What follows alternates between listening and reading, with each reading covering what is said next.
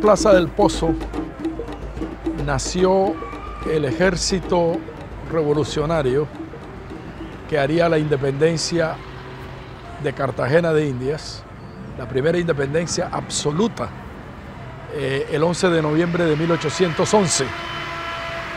Aquí los negros y mulatos libres, artesanos del barrio de Getsemaní, se organizaron bajo la dirección del cubano artesano Pedro Romero y salieron hacia el centro administrativo de la ciudad, hacia la gobernación, y obligaron a los líderes patriotas a proclamar la independencia y a crear la república. Esta fue una de las grandes contribuciones a la fundación de la nación y de la República de Colombia, de los negros y mulatos cartageneros. El 20 de abril de 1808, Fernando VII, rey de España, es secuestrado por Napoleón. El vasto imperio peninsular sufre desde 1785 las consecuencias de constantes guerras con Inglaterra y Francia. La disminución del comercio entre el imperio y las colonias americanas, hasta casi desaparecer la primera década del siglo XIX, hace más intenso el impacto de la crisis política en la Nueva Granada. Un gran vacío de poder se respira en las provincias, especialmente Cartagena. El juramento de lealtad al rey secuestrado no se hizo esperar. Las provincias españolas crearon juntas de gobiernos transitorias, a la espera del regreso de Fernando VII, y el acto se replicó en las colonias americanas. Así, muchas ciudades juraron lealtad al rey, pero la fractura del poderío español y la desestabilización se tradujo en la pérdida de legitimidad del virrey Amari Borbón en la Nueva Granada, y la creación de las juntas locales conduciría a otro camino en la historia. Las condiciones especiales de Cartagena y el convulsionado momento político que se advertía entonces confluyeron en un momento independentista que fue posible luego de varios momentos cumbre, que hoy se reconocen como momentos claves de la historia que dio libertad e independencia a la ciudad-puerto y, en consecuencia, a todo el reino de la Nueva Granada.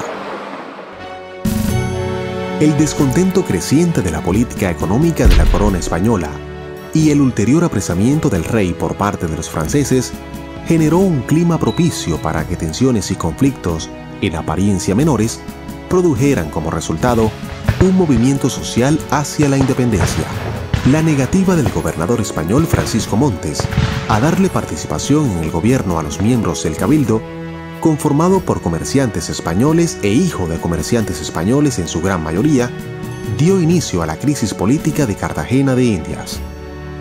La negativa de la Junta Suprema de Cádiz de reconocer el nuevo gobierno, dominado por los criollos, así como la autonomía de la provincia de Cartagena, provocó la reacción de los patricios cartageneros, los afrodescendientes y artesanos libres en su mayoría. Solo los artesanos eran más del 60% de la población de la provincia, según los censos de la época. Hoy sabemos que ese momento fundacional de la República, ese gran momento que es la independencia, es un momento profundamente democrático. Es decir, es un evento en el que participan no solo esos sectores de las élites, que en efecto, por supuesto, participan y cumplen un papel en el movimiento, sino que sabemos también que sectores importantísimos, afrodescendientes, básicamente artesanos, tienen una participación decisiva en todos aquellos eventos desde finales de 1809 hasta noviembre de 1811, que se declara la independencia, e incluso posteriormente a ese momento, todos esos años terribles de la República de Cartagena de Indias, que va desde 1811, noviembre de 1811, hasta 1815, esos años que no hemos estudiado suficientemente, pero que fueron años decisivos, importantes. Allí los afrodescendientes, los artesanos, jugaron papel fundamental. Hablo del caso de Pedro Romero, que llegó a ser comandante en jefe de las fuerzas patrióticas, que llegó a ser jefe del Estado Mayor del Ejército de Cartagena. Y no solo de Pedro Romero, hubo otros distinguidísimos como Pedro Medrano y otros muchos. De modo que estamos hablando de artesanos afrodescendientes libres, que no solo participaron como parte del ejército, sino también como fuerzas dirigentes decisivas del ejército patriota. Fue Pedro Romero, un artesano mulato, nacido en Matanzas, Cuba, que hizo historia en la ciudad de Cartagena de Indias, en el nuevo reino de Granada. Él se destacó como el líder de los sectores populares y figura sobresaliente en el estamento militar, clave para la expulsión del gobernador Montes y los subsiguientes actos revolucionarios. Él era el comandante del regimiento de los lanceros de Getsemaní, integrado principalmente por artesanos afrodescendientes libres. Y es que en la Cartagena de 1810, los artesanos afrodescendientes jugaron un papel decisivo en la conducción del movimiento de independencia. Entre los barrios de Getsemaní y San Diego, donde residían, se tejieron las historias de la independencia. El primer momento tiene lugar el 14 de junio de 1810, con la expulsión de Toribio Montes, gobernador de la provincia de Cartagena. Gracias a la alianza entre las élites criollas y los líderes afrodescendientes, pactada por José María García de Toledo con Pedro Romero, máximo dirigente de los negros de Getsemaní. Una de las consecuencias más relevantes de este episodio fue la constitución de los lanceros de Getsemaní, una fuerza militar paralela a la regular, integrada por mulatos y negros, que sería determinante en el proceso que se avecinaba. Por vez primera, en la historia de Cartagena, un mulato era jefe de un regimiento, y entre las reivindicaciones independentistas se incluía el nombramiento de oficiales pardos en las milicias integradas por estos. El segundo momento, el 11 de noviembre de 1810, coincide con el rechazo del brigadier José Dávila, enviado a Cartagena como un nuevo gobernador por la Junta de Regencia de España. La alianza entre la aristocracia local y los sectores populares propició que los lanceros de Getsemaní impidieran la entrada del nuevo gobernador cuando éste arribó al pueblo de Boca Chica, a la entrada de la bahía de Cartagena. Un tercer momento, clave para entender la llegada de la independencia absoluta, acontece los días 4, 5 y 6 de febrero de 1811.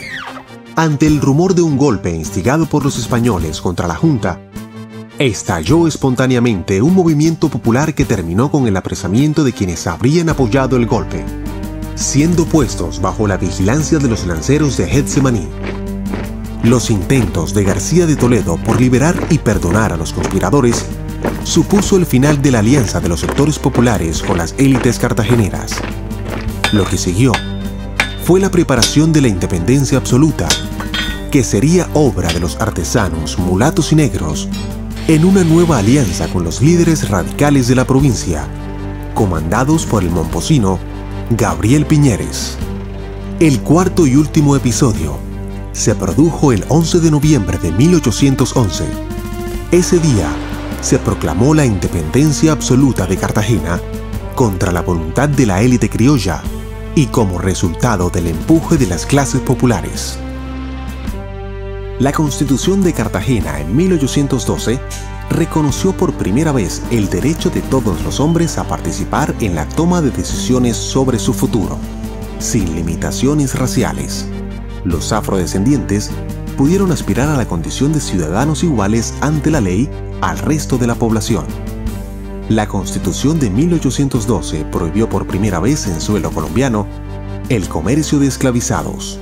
Poco sabemos acerca de los esclavos, pero en esos levantamientos que hubo en Cartagena, levantamientos masivos, tenemos la absoluta seguridad que participaron no solo los afrodescendientes libres, sino también los esclavos.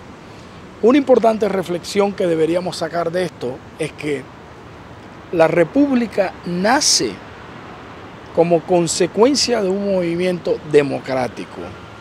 Y eso es quizás lo que hace de la República de Cartagena un asunto peculiar.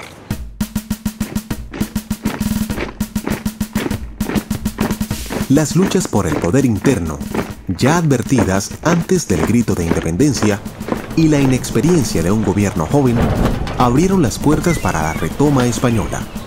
Cuando Fernando VII retornó al poder en España, requirió tomar el control de las colonias neogranadinas y en 1815, el general Pablo Morillo reconquista a Cartagena. Después de un asedio de muerte y destrucción que convirtió a la plaza en ciudad heroica, la ocupación duró hasta 1821. Otro gran líder de origen afro, además de Pedro Romero, se destacó entre los dirigentes de la independencia. José Prudencio Padilla jugó un papel decisivo en la siguiente fase de creación de la República en la década de 1820-1830. Fue el gran héroe de la batalla naval que permitió la reconquista de Cartagena en 1821. Sin embargo, un siglo de guerras civiles impidió que los ideales de igualdad y libertad que se prendieron en los corazones de mulatos, negros y zambos para resistir el poder imperial siguieran su curso en la historia hasta hoy.